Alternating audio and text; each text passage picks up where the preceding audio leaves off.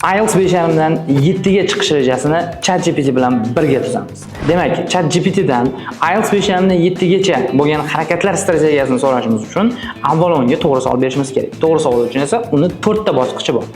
Avvalo ChatGPT ga rol beramiz. Misol uchun, ChatGPT, sen menga 10 yillik tajribaga ega, overall 9 natijasi mavjud bo'lgan IELTS instruktor sifatida javob berasan deymiz. Bu unga rol berish hisoblanadi. Ikkinchisi, unga o'zimizni vaziyatimizni qisqacha tushuntiramiz. Ya'ni, deylik, mana bunaqa aytamiz. ChatGPT, men 6 oydan beri IELTS bilan shug'ullanyapman, lekin ballim 5.5 da qotib qolgan, o'sa olmayapman. Yana 6 oy vaqtim bor. Mana shu 6 oydan keyin menga 7+, eng kamida 7 natija kerak deb unga o'zingizni vaziyatingizni qisqacha tushuntirasiz.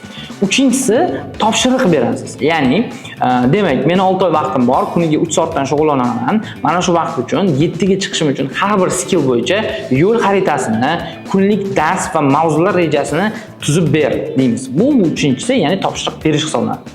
Va oxirgisi ma'lumot formatini so'rash. Ya'ni, mana shu so'ragan ma'lumotingizni u qanaqa shaklda berishini so'rashingiz kerak. Misol uchun, bu rejalarni, demak, yuqoridagi rejalarni menga jadval ko'rinishida tuzib ber deysiz. Mana shunaqa 4 ta usul orqali ChatGPT sizga sifatli va aniq rejani tuzib beradi. Shu rejani tuzish uchun yozilgan yanada mukammalroq savolni va pullik ChatGPT tuzib bergan to'liq strategiyani olish uchun izohlarda prosta yozib qoling.